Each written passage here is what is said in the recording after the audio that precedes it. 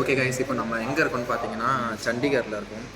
Dinner time ஆயிடுச்சுன்றதுனால சாப்பிட்லான்றதுக்காக இங்கே KFC வரலான்ட்டு வந்திருந்தோம். நாங்கள் செல்ஃப் செக்கிங் வந்து பண்ணிகிட்டு இருந்தோம். ஆர்டர் வந்து எல்லாத்தையும் போட்டுட்ருந்தோம். அப்போ நடுவில் வந்து ஒருத்தர் வந்தார். இந்த ஏரியா லோக்கலாக தான் வந்துட்டு நாங்கள் என்னெல்லாம் ஆர்டர் லோக்கலாக நாங்கள் வேலை செய்கிறவர் லோக்கலாக தானே வேலை செய்வாங்க. சரி தான் இப்படி பண்ணுறேன். எங்கள் பக்கத்துலேயே இருந்தார். ஆர்டர் எல்லாமே இது பண்ணதுக்கப்புறமா கடன்ட்டு எங்களை கேட்காமலே அவருடைய ஃபோன் நம்பரை போட்டார். சரி ஓகே, ஃபோன் நம்பர் தானே நாங்கள் இது பண்ணிட்டோம். அப்புறமா பேமெண்ட்டாக நாங்கள் பண்ணிட்டோம், யூபிஐ ட்ரான்சாக்ஷன் பண்ணிட்டோம். பண்ணதுக்கப்புறமா நாங்கள் ஆர்டர் எங்களுக்கு பில்லும் வரல, எதுவும் வரல. நாங்கள் அவர்கிட்ட போய் கேட்டப்போ இந்த மாதிரி பில்லை உங்கள் நம்பர் தானே கொடுத்தீங்க, உங்கள்கிட்ட தான் வந்திருக்கோம் அப்படின்னு சொன்னோன்னே என்ன சொல்லிட்டாங்கன்னா, இந்த மாதிரி எங்களுக்கு வந்து பில் வந்து எங்களுக்கு ரிஃப்ளெக்ட் ஆகலை, ஸோ வந்து உங்களுக்கு ரீஃபண்ட் ஆயிரும் அப்படின்ற மாதிரி சொன்னாங்க. ஃபஸ்ட்டு வந்து நாங்கள் தமிழ் எங்களுக்கு ஹிந்தியே தெரியாதுன்றதால எங்ககிட்ட வந்து உங்களுக்கு ரீஃபண்ட் ஆகிடும், அதுக்கப்புறமா நீங்கள் இது பண்ணிக்கலான்ற மாதிரி சொல்லிட்டாங்க. அப்புறம் என் ஃப்ரெண்ட்ஸ் 2 பேருக்கு ஹிந்தி தெரியும். சரி, அவங்க வந்து பேசின உடனேயும் ஓகே உங்களுக்கு ஹிந்தி தெரிஞ்சிட்டு அப்படின்ட்டு யோசிச்சிட்டாங்களான்னு எனக்கு தெரியல. உடனே வந்து அப்படியே மாற்றிட்டாங்க. இந்த மாதிரி வந்து நாங்கள் வந்து உங்களுக்கு இப்போ ஃபுட்டை ப்ரொவைட் பண்ணிடுறோம், ப்ரொவைட் பண்ணிட்டு உங்களுக்கு ரீஃபண்டுக்கு ஒரு மெயில் வரும்.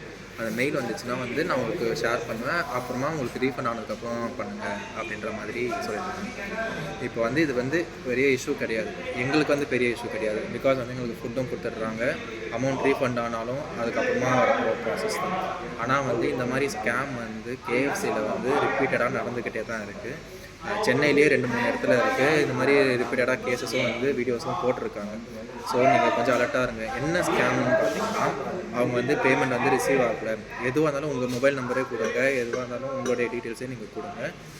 அவங்க நம்பர் யாராவது கொடுத்தாங்க அப்படின்னா பேமெண்ட் வந்து உங்களுக்கு ரிஃப்ளெக்ட் ஆகலை, ஸோ வந்து உங்களுக்கு ரீஃபண்ட் ஆயிரும் அப்படின்னு சொல்லிட்டு திரும்ப உங்களை வந்து அதே ஆர்டரை வந்து எடுத்து வச்சு திரும்ப உங்களுக்கு பில் பேமெண்ட் பண்ண வச்சுட்டு அந்த ரீஃபண்ட் அமௌண்ட்டு உங்களுக்கு வரவே வராது. அவங்க சும்மா சொல்லுவாங்க இந்த மாதிரி மெயில் வரும் அப்படின்ற மாதிரி சொல்லுவாங்க.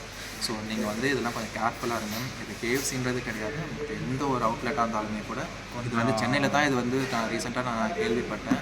பட் ஆனால் இப்போ வந்து நான் இங்கே சண்டிகரில் வந்து நான் பார்த்துட்டு சரி எல்லா இடத்துலையும் நம்ம தான் பண்ணுறாங்க போல அப்படின்ற மாதிரி கதை கொடுக்குறாங்க. கார்பரேட் அவங்களுடைய இதுவை காட்டுறாங்களா, இல்லை இந்த மாதிரி பண்ணி இன்னும் டெவலப் ஆகணுன்ற மாதிரி யோசிக்கிறாங்களா என்னென்னு தெரியல.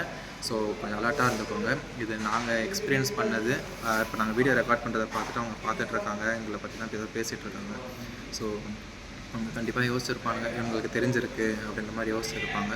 ஸோ நீங்கள் கொஞ்சம் கேர்ஃபுல்லாக இருங்க. மேபி லோக்கல் ஆளுங்க வேறு ஊர் ஏமாத்திடலாம் அப்படின்ற மாதிரி யோசிச்சிருப்பாங்க போல.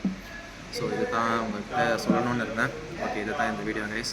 ஸோ கேர்ஃபுல்லாக இருங்க, அவ்வளோதான்.